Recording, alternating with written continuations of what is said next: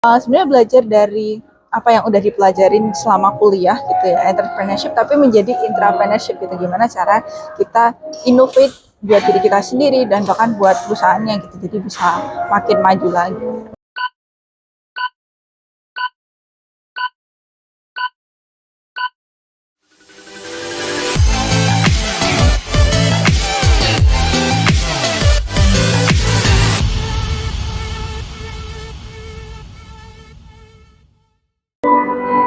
Oke, halo guys.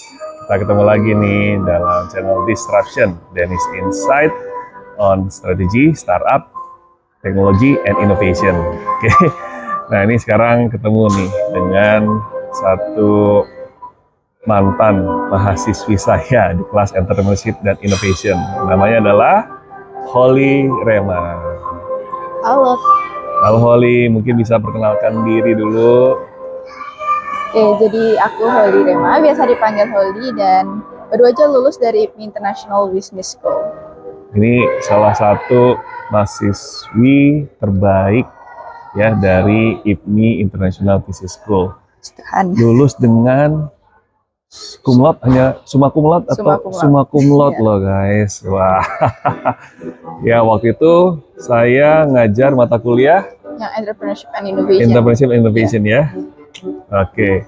Boleh tahu dong kesan-kesannya gimana waktu diajarin Entrepreneurship and Innovation?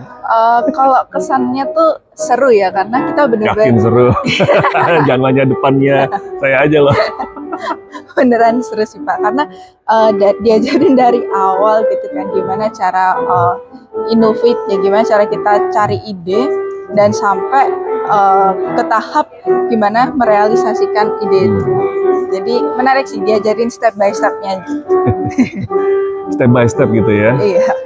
Oke, nah kalau misalnya nih sekarang dalam pekerjaannya ngapain aja nih Oli? Kalau pekerjaannya sekarang ya sekarang bekerja bersama Pak Dhani gitu ya. Saya bantuin. Apa dilakukan? Ya bantuin, misalnya kayak ada event untuk training ataupun workshop gitu, bisa ikut bantu untuk handle acaranya. Dan kemarin juga sempat ikut course yang design thinking juga Pak. Oke. Jadi mulai nambah ilmu juga. Ilmu yang entrepreneurship innovation diterapkan nggak nih? Sebenarnya diterapkan karena saya juga lagi pengen bikin bisnis nih Pak. Jadi dari ilmu yang udah didapat itu coba untuk diterapkan di bisnis yang mau dilakukan. Gitu. Oke, mantap. Nah, Oli, kalau ngomongin tentang entrepreneurship and innovation ya, kamu kan belajarnya dari mahasiswa kuliah gitu kan ya. Kira-kira sekarang relevansinya dalam dunia pekerjaan itu apa sih yang menurut kamu tuh wajib diketahui sebagai seorang lulusan dari perguruan tinggi ketika mau bekerja ataupun mau mulai usaha sendiri? Kalau yang saya pelajarin sih, pertama itu entrepreneurship itu penting sih Pak. Maksudnya bukan cuma ketika kita mau bikin usaha, tapi ketika kita di dalam perusahaan itu sendiri, kita juga perlu spirit entrepreneurship itu sendiri. Wow, spirit ya? Ya, spirit entrepreneurship gitu kan. Tahu nggak itu istilahnya apa kalau buat di internal perusahaan? Oh, intrapreneurship. Entrepreneurship. Kayak gimana sih contohnya? Contohnya ya misalnya ketika kita ada project gitu ya, project baru gitu, kita kan bisa innovate cara kita menyampaikan trainingnya atau cara kita menyampaikan modul yang waktu itu sih Pak. Jadi sebenarnya belajar dari apa yang udah dipelajarin selama kuliah gitu ya, entrepreneurship, tapi menjadi intrapreneurship gitu. Gimana cara kita innovate buat diri kita sendiri dan bahkan buat perusahaannya gitu. Jadi bisa makin maju lagi. Oke. Nah sekarang kan kita banyak yang membantu klien-klien itu korporasi ya, perusahaan dalam melakukan training ataupun juga consulting, proyek-proyek inovasi. Ada yang berkesan nggak buat kamu? Kira-kira dalam melakukan pekerjaan itu, hal-hal apa saja yang menurut kamu tuh, wah ini saya banyak belajar di sini? Sebenarnya banyak belajar adalah gimana cara handling klien lebih tepatnya, karena beda klien pasti beda approach. Mantap. Iya. Ada yang ribet nggak, susah nggak? Iya, dari yang oke, gampang ini itu oke, sampai yang harus ada beberapa request yang harus bisa kita deliver. Nah itu belajar juga sih gimana cara kita adjust sama adapt dengan berbagai situasi yang ada. Itu belajar agile juga sih Pak. Agile. Iya. Nah itu menarik ya, jadi setiap klien kebutuhannya berbeda-beda. Itu kan juga prinsip dasar ya Iya. dalam inovasi. Iya. Nah, yang adalah langsung ngetes aja gitu. Kalau menurut saya sih gitu sih Pak. Jadi emang harus bisa adapt lah, harus Adapt. bisa ya, harus Betul. bisa adaptasi dengan situasi dan kondisi apapun gitu yang ada. There is no one size fits all, Iya. ya kan? Nah kalau sekarang nih ya dalam memulai bisnis dan kamu udah merasakan sendiri ya kan, bahkan kamu juga cerita sebelum kamu jadi mahasiswa kamu juga udah coba-coba berbagai macam bisnis atau bekerja dengan orang lain, dan bahkan waktu jadi mahasiswa pun kamu juga udah coba-coba bisnis gitu kan ya. Menurut kamu apa yang terpenting sih dalam memulai suatu bisnis sebagai entrepreneur ataupun intrapreneur? Oke, kalau sebenarnya ini salah satu yang kedapat juga sih dari pelajaran Pak Dani gitu ya. Kalau ingin membuat bisnis tuh harus punya plan dulu. Oke. Mau dibawa kemana bisnisnya? Karena yaitu without plan then you plan to fail gitu. Oke. Jadi emang benar-benar harus jelas dulu di awal tujuannya kemana gitu ya. Dan walaupun misalnya ketika jalan, di tengah jalan kita kayak punya, oh aku punya visi yang baru, it's okay. Tapi kita pertama harus tahu dulu kita mau dibawa kemana gitu. Jadi udah ada fokus gitu untuk mau kemananya seperti itu. Oke, mantap. Oke, nah tadi dibilang ya kan bisnis plan, harus punya bisnis plan dulu yang benar supaya nggak salah jalan, ataupun kalaupun salah jalan ya kita tahulah kira-kira apa yang harus diperbaikin kan. Nah selain itu ada lagi nggak apa? BMC sih ya, atau bisnis model canvas gitu Oh, ya. bisnis model ya? Iya, bisnis model. Ya salah satu caranya itu dengan yang paling simple, yang paling mudah dilakukan tuh menurut saya ya BMC itu, karena udah jelas ya dari 9 box itu kita harus apa aja, apa yang diperlukan perusahaan, terus siapa targetnya, gimana cara kita approach ke target customer, itu udah ada semua di situ sih Pak. Itu dipelajari nggak waktu kelas kemarin? Dipelajarin. Sekalian promosi ini ya Iya, buat oh iya. calon-calon mahasiswi ya, baik di International Business School atau tempat lainnya nih. Iya. Belajarnya macam-macam ya. Iya, belajarnya Bisnis macam-macam. model, design thinking, Iya. apalagi Juga innovation juga innovationnya, gitu kan. Ya, gimana financial cara modeling. ya financial modeling juga, dan itu juga berguna sih Pak, karena kan saya dulu juga sering ikut lomba nih Pak. Nah kebetulan lombanya juga BMC financial modeling semua sih Pak, jadi cocok lah. Pas ya? Iya, insight-nya dapat Semua. semua. Oke. Nah, ada bikin sesuatu nggak yang dilakukan sebelum bisnis model gitu? Paling kalau dari saya sendiri ya Pak, sebelum bisnis model ya itu sih ketahuin dulu ya produk kita apa, nah terus tujuannya mau apa. Nah jadi dengan itu kan kita masukin ke bisnis model lebih gampang gitu deh. Dan kita juga harus cari tahu sih ini customer nih pengennya apa, maunya apa, kemudian value proposition dari produk kita itu apa gitu. Bikin prototipe juga?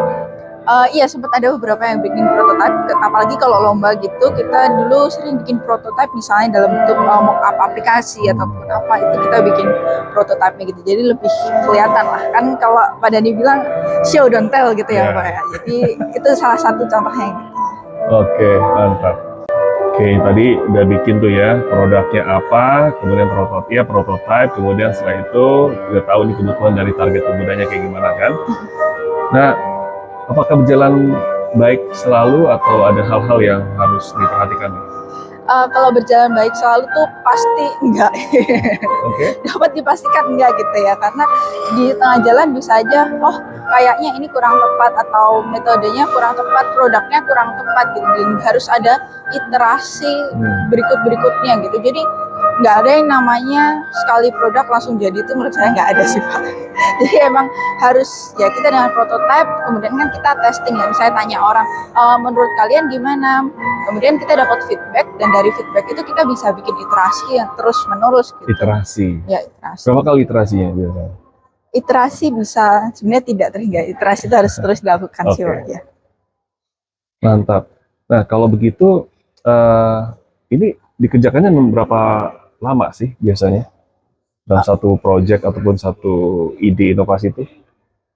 Tergantung sih Pak. Tergantung untuk apa ya, misalnya untuk bisnis saya sendiri gitu kan juga harus iterasi terus, itu juga masih ongoing sampai sekarang gitu. dengan dilihat misalnya, oh saya pengen bikin ini tujuannya ke sini, kemudian coba bikin produknya gitu ya. Tapi ketika saya lihat, oh ini sepertinya kurang ini, kurang itu, nah kita harus iterasi gimana caranya supaya lebih menjadi yang lebih baik gitu. Jadi emang harus trial and error terus sampai kita dapat hal yang menurut kita paling bagus dan menurut customer itu juga paling tepat gitu. Sering dong ketemu sama customer gitu. Sering.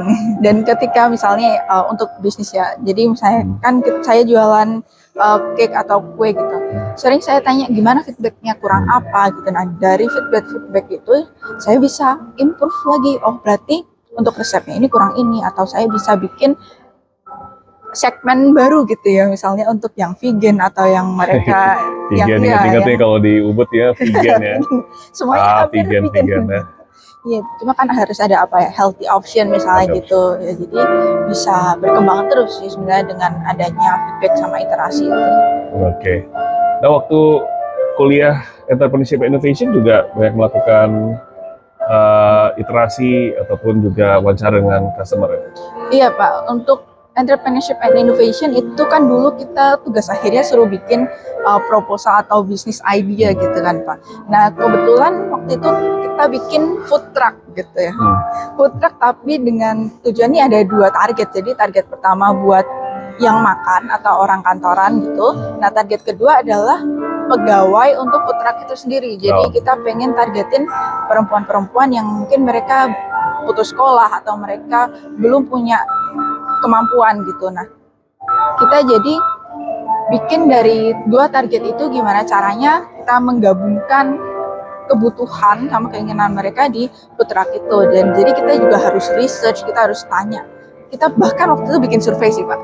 Kita bikin survei sebagai mahasiswa atau sebagai pegawai kantoran, sebenarnya makanan apa aja yang ya mereka suka, kemudian budgetnya berapa gitu.